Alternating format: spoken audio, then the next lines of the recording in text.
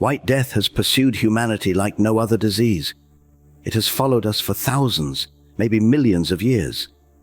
It was there when we mastered fire, when we invented culture, when we left Africa to conquer the world.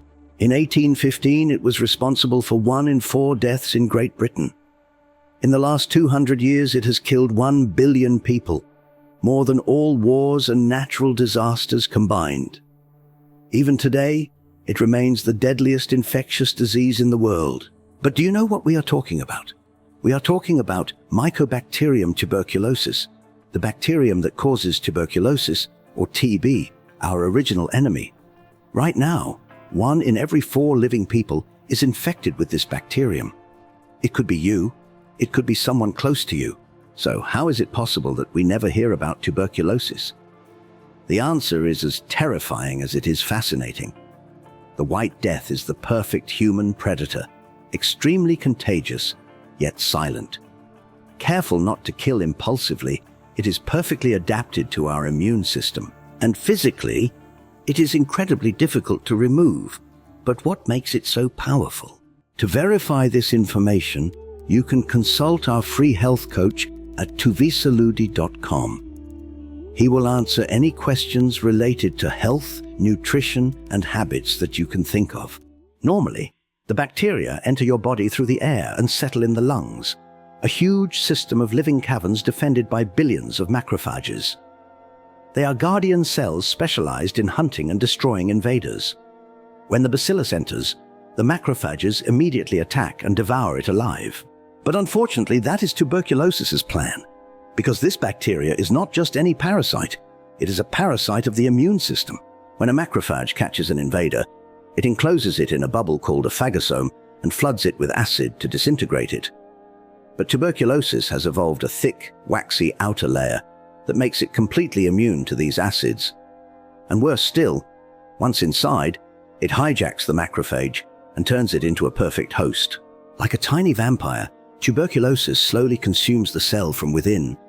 Moreover, it reproduces extremely slowly. While other microbes multiply up to 60 times faster, overwhelming the immune system, tuberculosis goes slowly because it doesn't need to win the war in one stroke. It already won by being there. There's no rush. When the infected cell dies, the bacteria move to new macrophages. Although they are discreet, the decomposing remains they leave behind do trigger a real immune response. Your body notices something is wrong and mobilizes its defenses. But once again, this is part of the plan. Your immune cells attack with everything. But that waxy cell wall turns the bacteria into an almost impenetrable fortress. And in the attempt, many of those attackers also end up infected. So when they can't kill it anymore, they do the next best thing. They try to enclose it. This is where the granuloma forms, a kind of white bubble. In the center, there is a core of infected and dead macrophages, a kind of nourishing home for the bacteria. Around it, other immune cells form a ring, like a wall to contain it. This creates a safe space where tuberculosis can remain for years. It is even protected from medications and releases chemicals that hinder the activation of more powerful immune weapons. This is the stalemate state of tuberculosis. The infection enters a latent mode. The bacteria is still alive doing its thing. And this is happening right now in up to 2 billion people.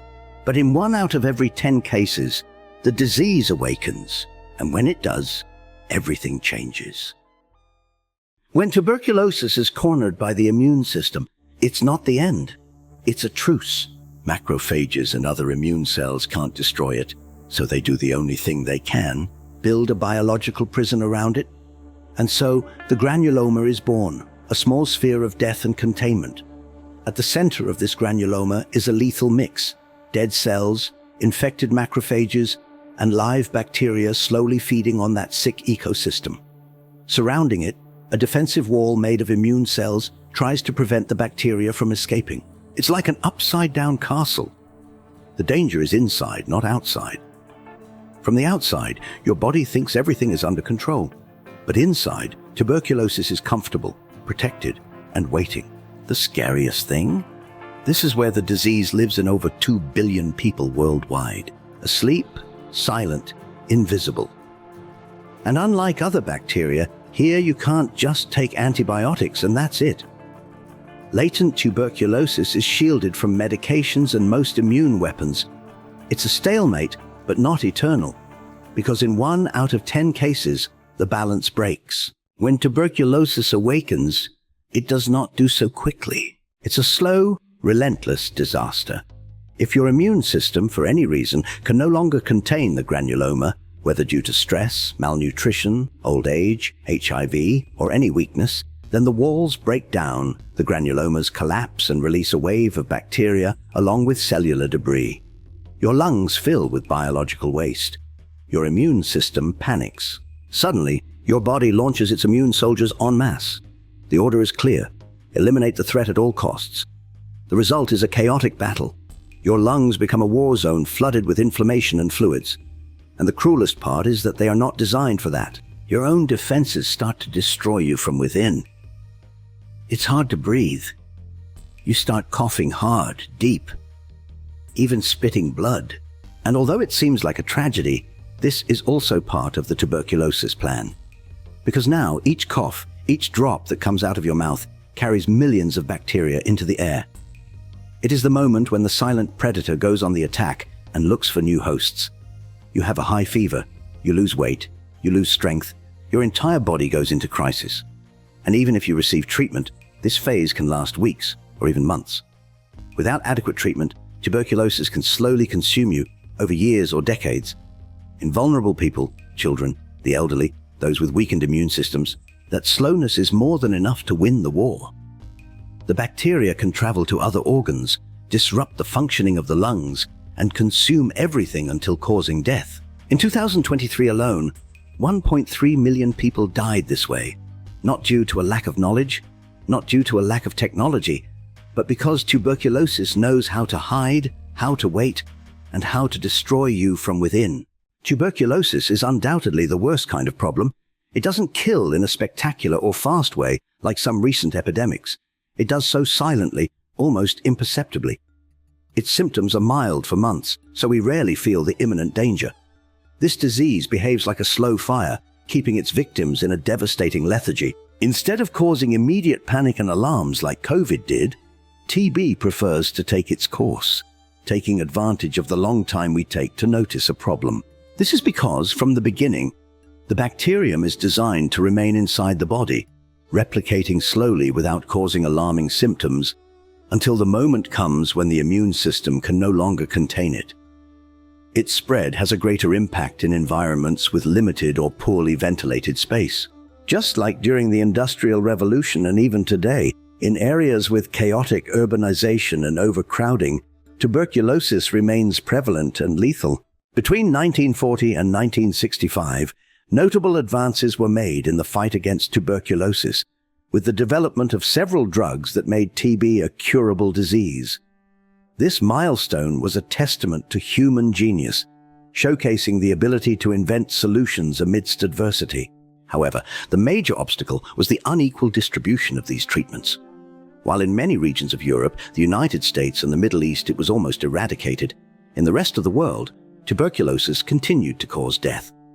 The problem worsened with the emergence of resistant strains, resulting from inadequate and insufficient use of these medications. During the first 25 years of the antibiotic era, 8 different classes of drugs were developed to fight tuberculosis, but, unfortunately, between 1965 and 2012, no new treatments were introduced due to the high costs and low commercial interest, due to a problem that primarily affects the most disadvantaged areas. Although today there are 4-month regimens with 4 different antibiotics to cure most cases of active TB, the reality is that this cure does not reach everyone. In the year 2022, 2/3 of all cases were concentrated in countries like India, China, Indonesia, the Philippines, Pakistan, and Nigeria. Almost half of the deaths from tuberculosis occurred in Southeast Asia. However, in recent years, encouraging steps have been taken. The introduction of 2 new classes of medicines and the development of rapid tests, identical to those used in the COVID pandemic, open up the possibility of finally putting an end to this ancient enemy. This is the crossroads. We have the science, technology, and knowledge, but the challenge remains to ensure that the cure and prevention reach every corner of the world. Only then can we dream of a future free from the White Death and transform the history of tuberculosis into a global victory for humanity. After centuries of silent death, perhaps we are finally on the threshold of a new era. In 2012, after almost 5 decades without significant progress, science achieved the unthinkable. 2 new classes of drugs against tuberculosis. It is a ray of hope, a new tool in a battle that seemed forgotten. And they did not come alone.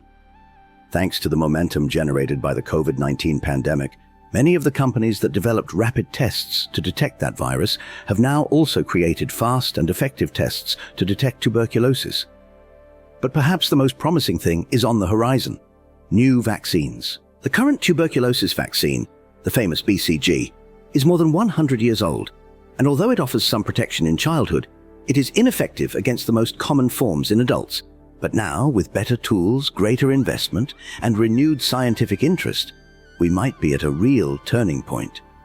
Humanity has already shown that it can defeat this disease. In the last century, in the United States, there were almost as many hospitals exclusively dedicated to treating tuberculosis as there were beds available for all other diseases combined. It was the leading cause of death until it stopped being so. Tuberculosis can be defeated once more. Yesterday, 4,000 people died of tuberculosis. 4,000 in a single day. And the most unbearable thing is not the number. It's that it doesn't have to keep happening. We have the tools, we have the science, we know how to cure it, we know how to prevent it. The only thing we lack is the collective will to act. The White Death has been with us since the dawn of civilization. It has traveled with us through mountains, empires, and centuries. It has silently carved history, burying millions without the world stopping to look. But today you know it's there, and that's a first step. Because if tuberculosis has been our shadow for millennia, then it's time to leave it behind, to close that chapter, to continue our story without her. We do not have to accept a world where a curable disease continues to kill silently. The choice is ours, and the time is now. I invite you to join my group of patients on tubersalud.com, a platform like Facebook, but for health. There you will receive support from people going through the same situation as you, and I publish articles on these topics every day at no cost. Join. It's free, and it can save your life. Don't forget to subscribe and comment. A hug. See you in the next video.